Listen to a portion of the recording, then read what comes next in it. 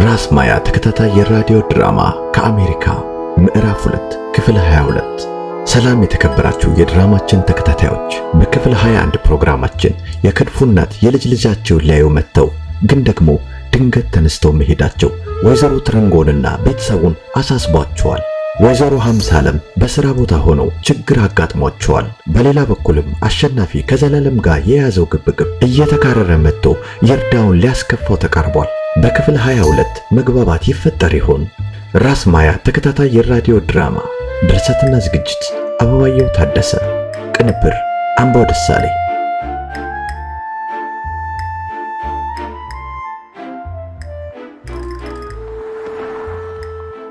ሶፊዬ ይዊ ቆንጆ እንዴት ነሽ? ቢስ ነሽ? አለሁልሽ። ይኸው ሳስበው እኮ በቃ ቤት መጥቼ ቁጭ ከምንል መናፈሻው ጋር ብንገናኝ ላንቺን መንቀሳቀስ ጥሩ ይሆናል ብዬ እኮ ነው። አመሰግናለሁ። የኔ ሐሳቢ እናንተ ላይ ያሳጣኝ። አሜን። እንኪ ያዥ ደግሞ። ምን አመጣሽ ደግሞ? ለጨዋታችን ማድመቂያ እንዲሆን የምትወጁን ካራሜል መካሮን ያመጣውልሽ። ሶፊዬ ኒማር ቴንክ ዩ ሶ ቨሪ ማች። ዩ ቨሪ ዌልካም ማይ ዲር። ትንሽ ወክ እናድርግ አይደል? ደስ ይለኛል። እንንቀሳቀስ። ሊያዝልሽ ብዬ የምጠጣው። አይ ሶፊዬ እንዳይከብደኝ ነው እንጃ። የዚህ ሀገር ሰው ያንን ሁሉ ቦርጭ ተሸክሞ ሲሄድ እያየሽ ለኔ ይቺ ሚጢጥዬ ትከብደኛለች። ምኑን አውቀዋለሁ ብለሽ? እንግዲህ ወልደሽው ማለቴ አርግዘሽው። አሜን አሜን። ይውዬ ወልደሽው ብሎ ነገር አይገርምም? ለምን ይገርማል? እርግማን ነው ምርቃት? እንዳገባቡ ነው ምርቃትም እርግማንም አይደል? እናቶች ብስጭት ሲሉ እኮ ወልደሽው ወልደህው ይላሉ እኮ። እርግማን ቢመስልም በውስጡ ዘረኔው ወልደህም የልጅን ነገር የማሳደግን ውጣ ውረድ ከዛም ውስጥ የሚገኘውን ደስታ አጣጥመው ማለታቸው እኮ ነው። ዋው! አዎ እንደነ ሶፊ በልጅ ናፍቆት ከምትቀር እንደነ ህዊ ወልደሳም በመንገድህም እዛ ውጤት ለመድረስ ያለውን ድካምሜውና የኔን መንገላታት አስታውስ ማለት ነው። ሶፊዬ ጉድ እኮ ነሽ። ለአንቺ ነው እባክሽን። ሌላውስ ቢሆን ለሌላውማ ቢሆንማ ኖሮ እኔም እንዳንቺ ወዴ ለጠጥ አድርጌ በግራ እጄ ወገቤን ደግፌ አንቺ ያመጣሽልኝን ጦም ፍራፑቺኔን እየጠጣው እነዚህ ግድንግድ አሜሪካኖች ይሄን ሁሉ ስጋ ተሸክመው ሲሄዱ ያልከበዳቸው እኔ ቹው ሚጢጢር ግዝና የምትከብደኝ መስልሻል ያልሽ ነበር። ደግሞ በልኩ ሳቂ። ለምን አንዴ ስትርገፈገፊ እዚህ ቁጭ እንዳታደርጊው ነው። አረ ቁጭ ማድረግ እንዲቀላል። እኔ እንግዲህ የእውቀቴን ያህል ሞክሬያለሁ መክሬያለሁ። ወይ ጉድ! እዚህ ሀገር የመጣው ሰሞን ትምህርት ቤት ሄድ ነበር።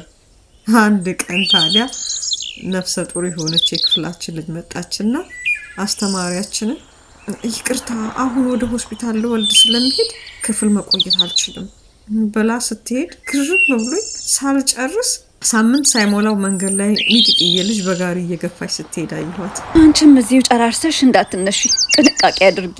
እሺ እኔ ቆንጆ፣ ምን አለ ሁሉም እንዳንቺ ቢሆንልኝ። ላንቺ ደግሞ ላንቺ የሚከፋ ማን አለ?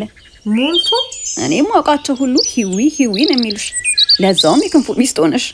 ምን ማለት ነው የክንፉ ሚስት ሆነሽ? ታውቂዋለሽ ባክሽ፣ ክንፉ ክፋት ሳይኖረው ለግጭት የፈጠነ ነው።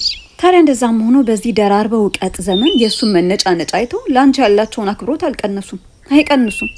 ደርበው ውቃው ዘመን። ታዲያ ሰው በህሊናው ሳይሆን በስሜት የሚወስንበት ጊዜ እኮ ነው። ተረጋግቶ ነገሮችን አስተውሎ ሳይሆን የዕለቱን ጉዳይ ይዞ ፍርድ መስጠት። አይገርምም? ባለፈው ቤት በክንፉ እናት ጉዳይ ስናወራ አባዬ ለምን እዚህ አይመጡም እኛም ወደ ሀገራችን እንግባ ብሎ ተጣልተን ትንሽ ከፍቶኝ ነበር። አባባ ነፍሴ፣ እሱ እሳቸው እያሉ እናትሽን ለምን እዚህ ታቆያለሽ ነው ሀሳቡ። ታዲያ ልክ አይደል? እኔ ደግሞ እሷ ትሻለኛለች ስለው ከወገኖቿ ለይተሽ በማስቀመጥሽ የጠቀምሻት አትመስይም ሲለኝ ንድድ አልኩ። አየሽ፣ በህሊና ማሰብ ማለት እንደዛ ነው። የዛሬን ጥቅም ሳይሆን ጠቅላላ ሁኔታን መመልከት። በኋላማ ቆይቼ ሳስበው እሱ ልክ ነው። በህሊናዬ ሳይሆን በሰዓቱ በተሰማኝ ስሜት መሰረት ነበር መቆጣቴና መናደዴ። ግን እኔ ለእናቴ እንደማደላ እሱም ለእናቱ ማድላቱ አይቀርም። ያ ብቻ ሳይሆን ሀገር ቤትም ቶሎ ብትመለስላቸው የሚፈልጉ ብዙ ናቸው። እና እሳቸው እናንተ ጋር ሊመጡ ነው? አይ የኛን ክርክር አልኩሽ እንጂ ነገሩማ የሚሆን አይደለም። እሳቸው እንኳን አብረውን ሊሆኑ የልጃቸውን ልጅ በአግባቡ መጥተው ማየት አልፈለጉም ወይስ አልቻሉም? እንጃ ለመፈለግ ይመስለኛል። ለምን አላውቅም ሶፊዬ። ዛሬም እኮ የጠራሁሽ ቢያንስ ከአንቺ ጋር ባወራበት ብዬ ነው። እማዬንም አጨናነኳት። የክንፉ እናት ደስተኛ እንዳልሆነ ያስታውቃሉ። አሁን ማዘርንና ያንቺን ማለቴ ነው እሳቸውን ስታስተያይ የተለያየ ዓለም ውስጥ ያሉ መሆናቸው ያስታውቃል። ቸገረኝ እኮ ምንድነው መላው? በቃ ክንፉም ቅርብ ቢሆኑ ይሻላል ብሎ አምጥቶ ጭራሽ መበሳጨት ጀመረ። አይ ውዬ ሴት ልጅ መሆን እኮ መከራው ብዙ ነው። ህይወት የትኛው እድሜሽ ላይ አምርራ ቀይ ካርድ እንደምትሰጥሽ አታውቂም። በህፃንነትሽ ወይ ትምህርት ቤት ካለበለዚያም በወጣትነት ዘመንሽ ያጋጠመሽ ነገር እድሜ ልክሽን አብሮሽ ነው የሚኖረው። ልክ ነው። እንደ ቀልድ ወይ መስሎሽ ድንገት ተገደሽ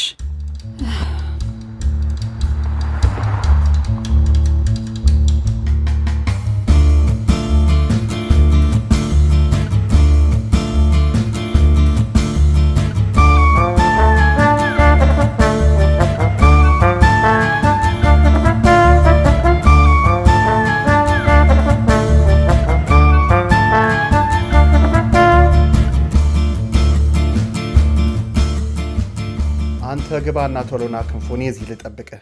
ለምን ና ግባ፣ ዘመድህም ይኖሩ ይሆናል። ጎረምሳውንም አይተው ትወጣለህ። እንዳንቆይ ብዬ እኮ ነው። ችግር የለም እንወጣለንና። ደህና ዋላችሁ? ደህና ዋልክ ክንፉ? ደህና ዋሉ ማዘር። ግባ ዘውዱ ግባ። ደህና ዋላችሁ ቤቶች? ውይ ደህና ዋልክ እምዬ፣ እንደምን ዋልክ? ና ግባ ግባ። ዝም ብለህ ግባ፣ ጫማ አታውልቅ። እንዴ ለምን? ኧረ ግድ የለህም ግባ። ተመልሰን ልንወጣ አይደል እንዴ? አይ ቢሆንም ጫማ ማውለቅማ ግድ ነው፣ ለዚያውም ትንሽ ልጅ ባለበት። አይ ችግር የለውም ነበር እኮ። እዴ ኦፊሰር፣ አንተ ሰውዬ ከየት ተገኘህ ዛሬ? አለው ባሻ፣ እንደምን ከረሙ? መቼ ዓመት ተለያየን? እንዴት ከረሙ ማለት ለዓመት ነዋ። እንደምን ሰነበቱ ነው የሚባል ለሳምንት። አቤት አንተ ሁሉን ተሟክተህ። ልክ እኮ ነኝ። ዓመት ሆነን እንደ ከተያየን ኦፊሰር። ኧረ ተው። ችግር የለም ማዘር፣ እኔ ተመችቶኛል። ዝም በላት። ሁሉን ነገር ፈርታ ነው የምትኖረው። ሲተኮስ ፈርታ፣ ሲጨፈር ፈርታ። አይ ፈርታ ወድጄን ዋለቻሉ። እሷን ተዋት። ይኸውልህ ከረምክ ስትል ክራሞትን ክረምትን ታስባለህ። ክረምትን ስትሻገር ደግሞ ዓመት ነው። ኦ እንደዛ ነው ለካ። ታዲያ ሰነበትክ ደግሞ ሰንበት ሳምንት ነው። ዋልክ ደግሞ ያው የቀኑ። ይገርማል ባሻ፣ በእውነት እንደዛ አስቤው አላቅም። እኔ አፌ ላይ እንዳመጣ እንዴት ከረሙ ወይም ሰነበቱ ወይም ዋሉ አንደኛውን እለዋለሁ። አብዛኞቻችን እንደዛ የምናደርግ ይመስለኛል። እናንተ እኮ ዘይትና ውሃውን እየቀላቀላችሁ በዘፈቀደ ነው የምትኖሩት። ኧረ ውሃና ዘይት አይቀላቀልም እቴ። አንቺ ጋ ነው የማይቀላቀለው። እነሱ ቀላቅለው ወይም ተቀላቅሎባቸው እየኖሩ ነው። ያስብላል ባሻ፣ በእውነት አመሰግናለሁ። ትልቅ ትምህርት ነው ያስተማሩኝ። ጆሮ ላለው ለሰማንም እንናገራለን። አቤት አቤት ጉረኛ። ተሳዳቢዎችን ወደ ጎን ትተን ያወቅነውን እናሳውቃለን። መቼም አንተ ጉልበቱንም ወገቡንም ያዝ ያዝ ያደረገብህ እንጂ አስቸጋሪ ነበር የምትሆነው። እንደፈቀድሽ። እህታችንስ ደህና ናት? እህታችን? ያንተ ነገር ወሰድ መለስ ያደርግሃል ኦፊሰር። ምን ነው ተው ማለትም አትሰማ? እኔ እኮ እሷ አምኖበት ሰርቶ እንጀራ የሚበላበትን አንቺ ምን ቤት ሆነሽ ነው? ቢሆንም አሁን አያስፈልግም። ያስፈልጋል። በርትቶ ትምህርቱን እስኪጨርስና ኢንጂነር እስክለው ድረስ ኦፊሰርነቱን አልተውም። አቤት አንተ አንዴ ከጠመምክ አትመለስ መቼም። ተጣምሜም ትክክል ከሆንኩ ችግር የለም። ይልቅ እህትህ እንዴት ነች? አሁን ገባኝ። ደህና ነች። እህት አለ እንዴ? ይሄ እኔና የእሱ ጨዋታ ነው። ነው እንዴ? ይቅርታ። በል ውጭ እጠብቅሃለሁ። ጨዋታን ስትጨርስ ነው። አረ አብረን እንውጣ እንጂ። ሰላም ዋሉ። በሉ ሰላም ዋሉ ልጆች። ደህና ዋሉ።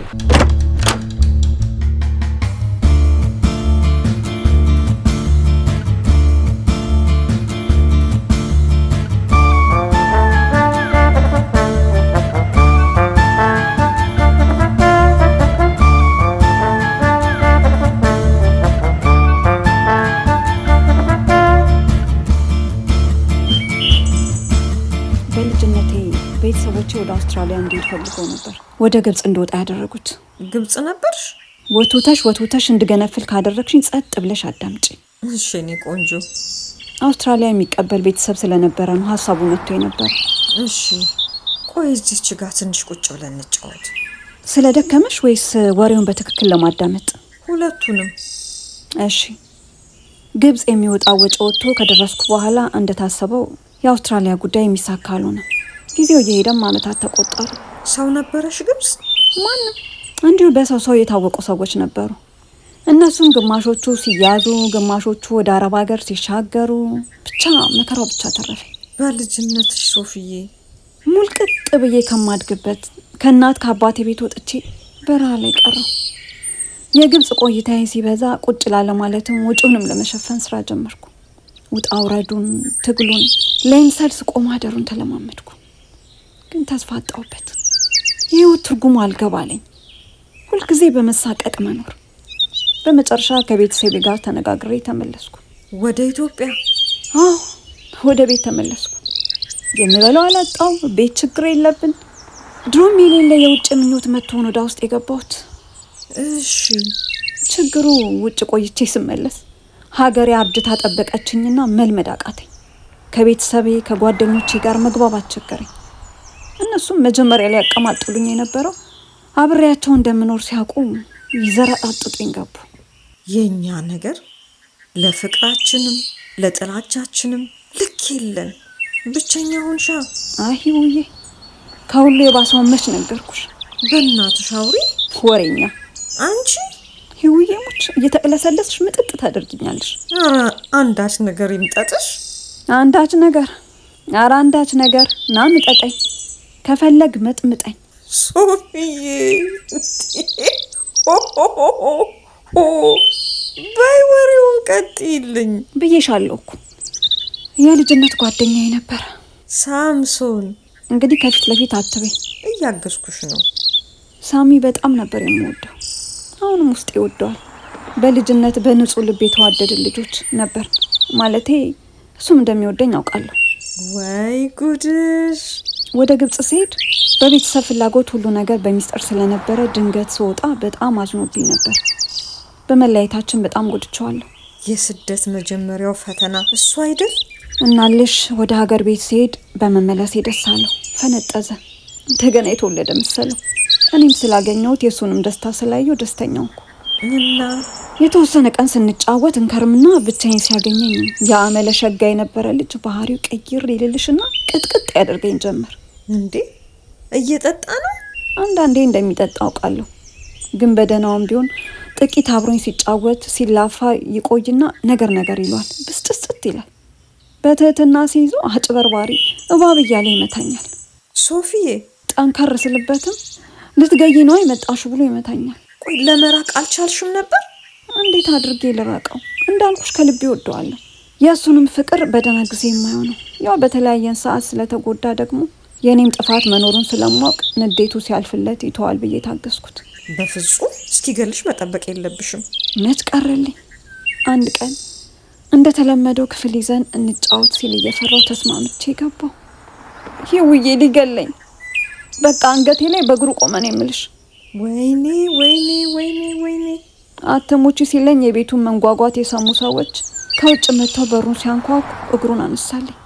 እንደምንም ተጣጥሬ የሞት ሞቴን በሩን ከፍቼ ወጣሁ። ሁለተኛ ሳላስብ በማግስቱ የአረብ ሀገር ፕሮሰስ ጀምሬ ብዙም ሳልቆይ ወደ ቤይሩት ሄድኩ።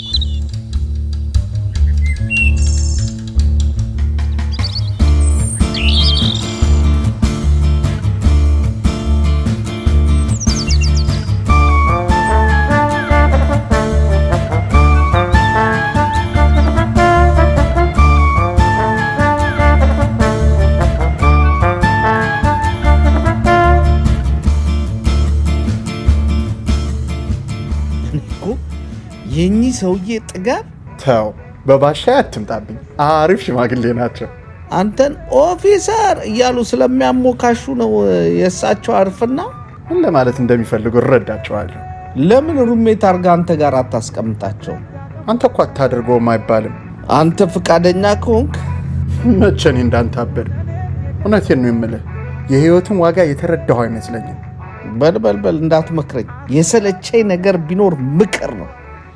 የሚገርመው ትዳር የመሰረትኩት እኔ፣ ሚስት፣ ልጅ፣ የሚስት ቤተሰብ በኃላፊነት ይዤ የምኖረው እኔ፣ መልሶ የምመከረው እኔ። አሳዛኙ ነገር ደግሞ የሚመክሩ የእኔ ቢጤዎች፣ ትዳርም ልጅም ቤተሰብም የሌለባቸው በፈለጋቸው ብለው በፈለጋቸው የሚያድሩ። በእውነት እብደት ነው። ልክ ነው። ልትመከር አይገባህም። ይቅር በለን። እውነቴን እኮ ነው። አረ እኔም እውነቴን ነው። እንዲያው ሀሳብ ለማካፈል ያክል ካልሆነ ከማንም በተሻለ ኃላፊነት ውስጥ ያለው አንተ ነህ። አመሰግናለሁ። ወዳጅ ግን ወደ ሀገር መልሱኝ ብለው እየበጠበጡኝ ነው። ታዲያ ይሄዷ። ሚስታቸውንም ይዘው ነው መሄድ የሚፈልጉት። እሳቸውን ደግሞ እናንተ ትፈልጓቸዋላችሁ። ትንሽ እስከምትወልድ እንኳን ቢታገሱ እኮ ከዛ መሄድ ይችላሉ። እሱም ቢሆን የቤተሰብ ቁጥር ጨምሮ በአንድ ሰው ገቢ ከባድ ነው የሚሆነው። በአሜሪካን ኑሮ ፍላጎት ሲጨምር ገቢም የግድ መጨመር አለበት። ካለበለዚያ ከባድ ነው። ኡፍ! ይልቅ ቆይ ማናት እህትህ? አቤት ቆረቆረ አይደል? እኔ ማላቃት እሳቸው የሚያውቃት እህት ስትመጣ ሰላም ነው እህትህ የሚሉኝ። ሰላሜቷ እዚህ እናንተ ፓርክ ማገኛት ያልኩ። ሰላም ለቅሶ የደረስናት? አዎ። ታዲያ እንዴት ሆኖ ነው እህት የሆነችው? አይ ለዚህ ነው ባሻን አልተረዳቸውም የምልህ። ባሻን ስታውቃቸው ወርቅ የሆኑ ሰው ናቸው። ምረጡልኝ ቅስቀሳውን ተወና ወደ ገደለው። ወዴት ገርማለህ። ሰላም እነሳቸው አይደል ያስተዋወቁኝ። አደራ ጠይቃትም ብለውኛል። እያጣበሱ ነዋ። ይኸው ደግሞ ነው እንጂ የሚገርሙ ፍንዳታ እኮ ናቸው። ዝም ብለህ አታካብድ። ብትረዳቸው አሪፍ አባት ይሆነዋል። እኔን ከሀገር ሊያጠፉኝ የደረሰው ቻላቸው የሚል ምክር። ቆይ እንዴት ልቻላቸው? ነገሮችን ላረጋጋ ብዬ ምሳ ሰርቼ ብጋብዛቸው ተጋድመ ሳይ ሰው የጠፋ ቀን ደርቀ የምትቀር መስሎኝ ነበር አሉኛ። ምን አለበት ታዲያ? ከተረዳሃቸው እኮ መጥፎ አይደለም። እኔ ስቄም ተቃጥዬም እየተወጣሁት ነው። ይብላኝ ለምታገቡ። ምን እንደማስብ ታውቃለህ? ከነገርከኝ አውቃለሁ። አንድ ሰከን ያለ ባር ይዘናቸው ብንሄድ። ማንን? ባሻን ነዋ። ያማል? ለምን ያመኛል? ማንም የማይረባ ወሬ ሲለቅብን አይደለም የሚውል። የእሳቸውን የጀግንነት ወሬ መስማት አይሻልም? እዛው በጸበል ፕሊስ ክንፉ። እንዴ ከምር ነው? አዎ። አንደኛ የሚያዩት የሚያወሩት ካገኙ የሀገር ናፍቆታቸው ትንሽ ቀነስ ሲልና ትንሽ ጊዜ ይሰጧቸዋል።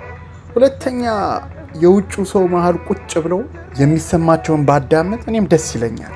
እንኳን ቀማም ሰው እንዲሁም አፋቸውን አልችለውም። ግድ የለም በእኔ የሆነበት ትችላቸዋለህ። ኧረ በግ ከፈለግ ካንተ ይዛቸው ሂድ። አሸናፊም አለል ቀኑን ሙሉ ቢሰማቸው የማይሰለቸው።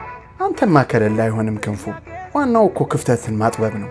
ክንፉ ሙት እኔ ከባሻ ለቤተሰብም ለማህበረሰብም ለሀገርም የሚሆን ነገር አግኝቼባቸዋለሁ። ባለቤትህን ልጆችን አስበህ ይህንን ጠጣር ባህሪህን አለዝበው። ወይ ጉድ! ለነገሩ እሳቸውን ፍቃደኛ ይሆኑ። እሱን በእኔ ጣለው። ስነግርህ በፍጹም እኔን አያምኑኝም። ለእኔ ተወው እሱን አልኩ እኮ። ገና አስተዋወቁኝ ብለህ እንዲሆንክ ልጅቷን ብታገኝማ ምን ልታደርጋቸው ነው? ወረኛ እሷ አገባ።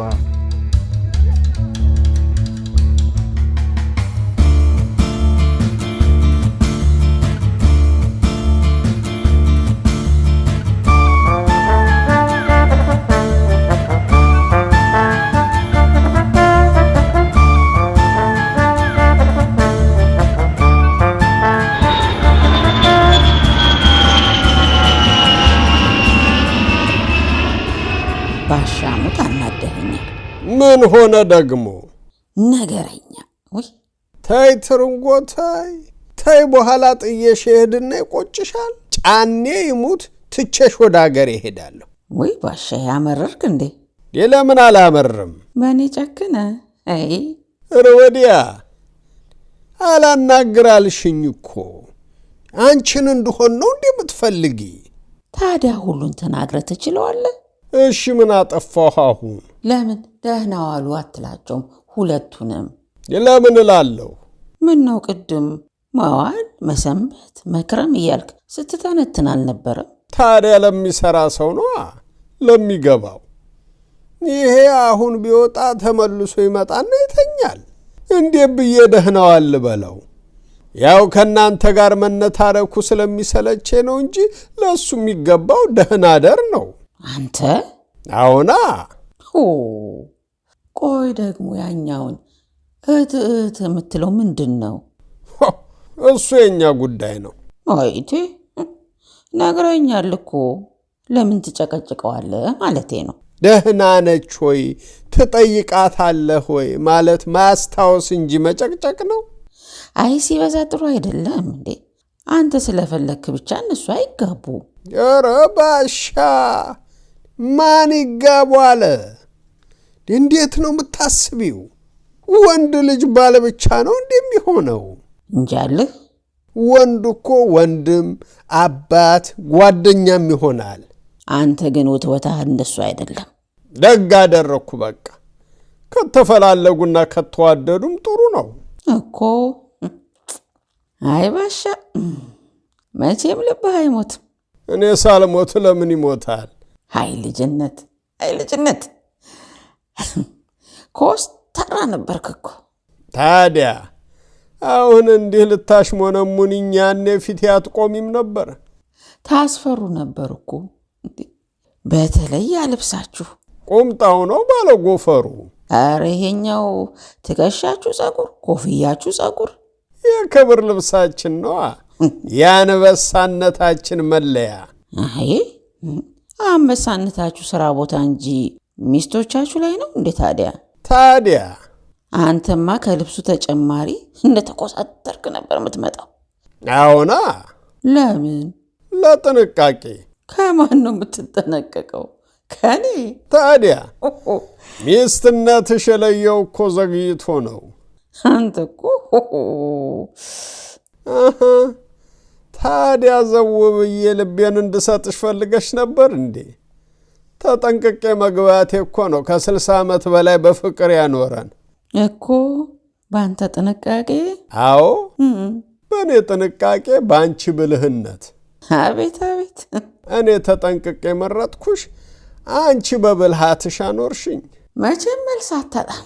መልስ ስላለኝ ነዋ፣ ከሌለኝ ነው ማጣው። እንደ ዘመኑ ትዳር ዘው ብዬ ብገባ ኖሮ ዘው ብዬ ወጣ ነበር። ጉረኛ ሙች። አሁን እኮ 5 ዓመት አብረው ይኖሩ ሲገኙ ጋዜጠኛ ያናግራቸዋል። ጋዜጠኛ? ለምን? ተሞክሯቸው እንዲያካፍሉ። የ5 ዓመቷን እንዴት 5 ዓመት ሙሉ በፍቅርና በመግባባት ኖራችሁ ይሏቸዋል። ሚስጥሩን ብታካፍሉን። ውይ ሚስጥሩ